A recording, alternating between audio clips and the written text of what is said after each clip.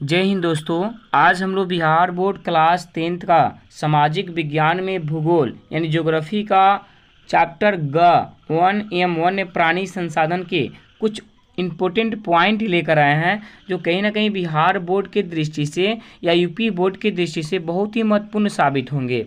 आप लोग शिद्दत के साथ इस वीडियो में बने रहिए। इसको वन्य और वन्य जीव जो होते हैं, इनको बचाव को लेकर मैं आपको उन पहलुओं से अध्ययन कराऊंगा जिन पहलुओं से आप वाकिफ नहीं हैं, उसके बारे में आपको मैं बताऊंगा, ताकि आप जानेंगे कि वन्य जीव और हम लोगों का जीवन का संबंध एक दूसरे से कैसे है। इसकी चर्चा आज पूर्ण रूप से इस पॉइंट में, इस वीडियो में की जाएगी। आप लोग पूरे शिद्दत के साथ बने रहेंगे। कहा जाता है कि रॉक हौसला व मंजर भी आएगा, रख हौसला व मंजर भी आएगा, प्यासे के पास चलकर समंदर भी आएगा, यूं न थक कर बैठ ए मंजिल के मुसाफिर, मंजिल भी मिलेगी और मिलने का मज़ा भी आएगा। अगर आपके पास हौसला है, जुनून है, तो आप जिस मंदिर, जिस लक्ष्य की प्राप्ति के लिए दौड़ रहे हैं, वो आपके पास चल कर आएंगे। और अपने आप में अटूट भरोसा है, पूर्ण भरोसा है तो ठीक है। आएंगे हम लोग सीधे पॉइंट पे। वन्य जीवों के संरक्षण हेतु अंतर्राष्ट्रीय और राष्ट्रीय प्रयास एवं नियम। अब जानिएगा, वन्य में रहने वाले जो जीव जंतु होते हैं उसी को वन्य जीव कहते हैं, और उनका बचाव हमको कैसे करना है, उसके लिए हम कुछ नियम लाएंगे। वो नियम का होगा, एक होगा अंतर्राष्ट्रीय नियम, जो पूरी दुनिया को लेकर, पूरी संसार को लेकर नियम बनाई जाएगी।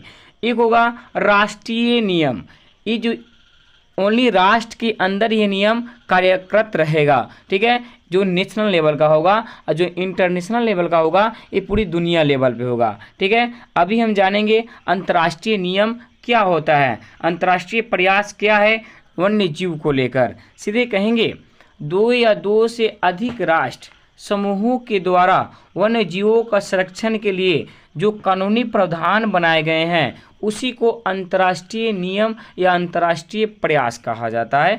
सीधी सी बात है, दो या दो से अधिक राष्ट्र या दो से राष्ट्रों का समूह, जहां एक से अधिक देश की बात आ जाती है, वो सीधी सी बात है कि अंतर्राष्ट्रीय नियम है, वो सब देशों के लिए बनाई गई है, ठीक है।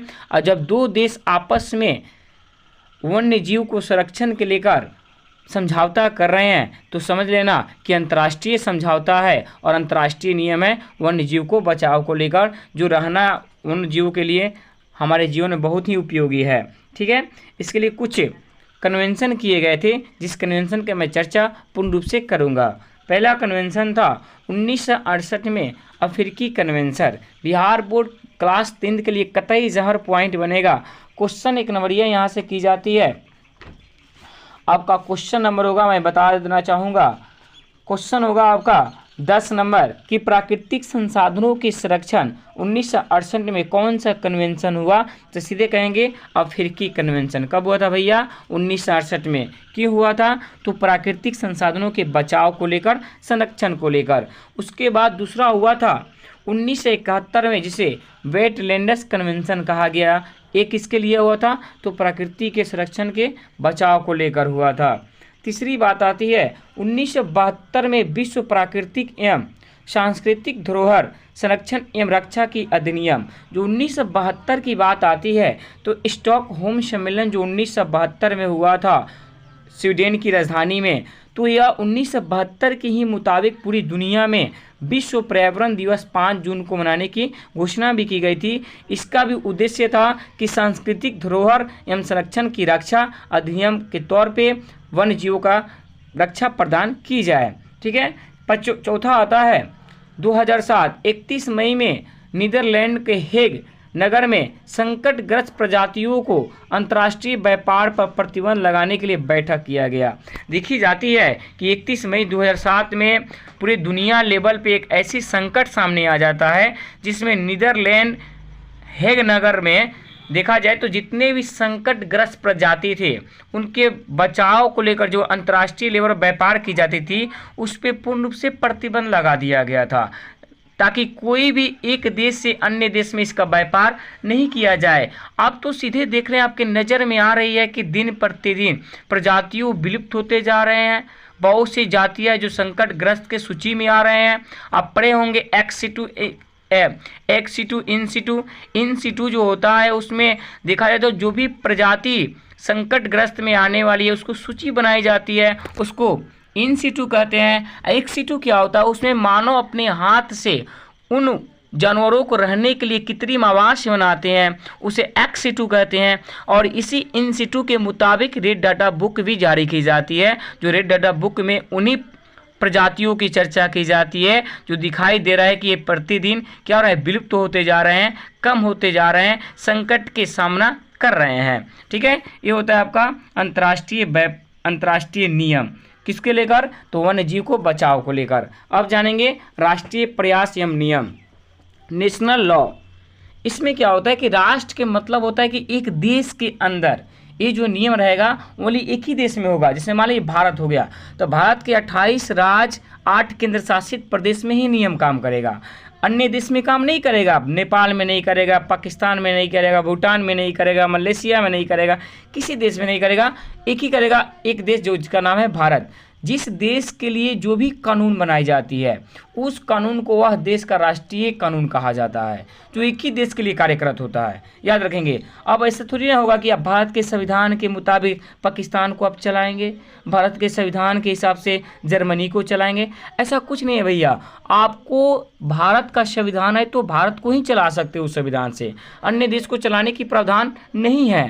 ठीक है, तो होता है राष्ट्रीय, जो राष्ट्र के अंदर ही होता है कोई कार्य। जानेंगे इसमें नियम पहला क्या आता है, संविधान की धारा 21। यहाँ से क्वेश्चन 1 नंबरिया में 8 नंबर क्वेश्चन क्लियर किया जाएगा। संविधान की धारा 21 का संबंध किससे है, तो सीधे कहेंगे वन्य जीवों तथा प्राकृतिक संसाधनों के संरक्षण से है। ठीक है, वन्य जीवों तथा प्राकृतिक संसाधनों के बचाव को लेकर है संविधान की धारा 21। सीधे पेपर में छपने वाली प्रश्न होगी, आप याद रखेंगे। कह रहे हैं यहाँ पे संविधान की धारा 21 के अनुच्छेद 47, 48 और 51 AG के अंतर्गत भारत के प्राकृतिक संसाधनों एवं वन्य जीवों के संरक्षण के नियम है।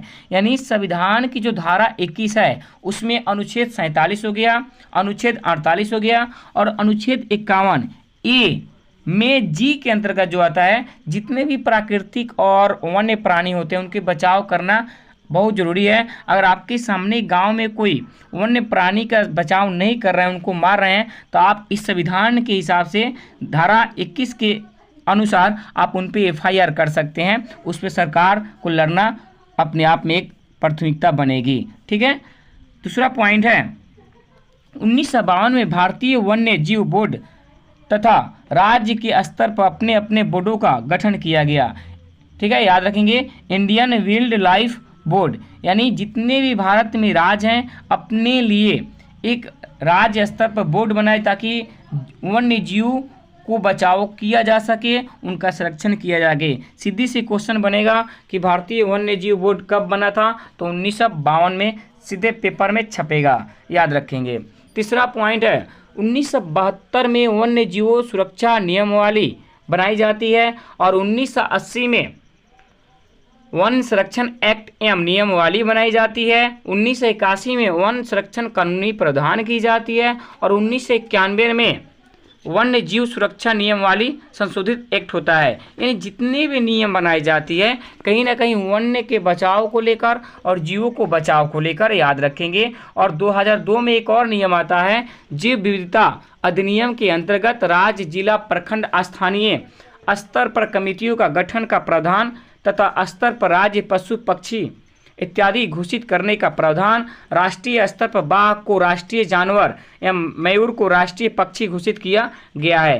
यानी कहीं ना कहीं जो 2002 का अधिनियम आया था, इस अधिनियम के ही मुताबिक हर राज्य अपना अपना राष्ट्रीय पक्षी, अपना अपना राष्ट्रीय जानवर, अपना अपना राष्ट्रीय फूल पक्षी इसी अधिनियम के मुताबिक पेश करते हैं। जो भारत का राष्ट्रीय पक्षी मोर हो गया, भारत का राष्ट्रीय पशु आपका बाघ हो गया, तो कहीं ना कहीं इसी अधिनियम के मुताबिक, किस अधिनियम के मुताबिक, तो 2002 के अधिनियम के मुताबिक हर राज्य अपना ये तय करता है कि मेरा राज्य का राजकीय पशु क्या होगा या राजकीय पक्षी क्या होगा। ठीक है, याद रखेंगे।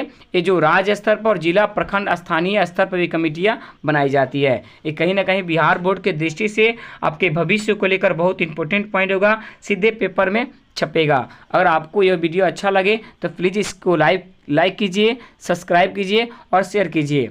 धन्यवाद। जय हिंद, जय भारत।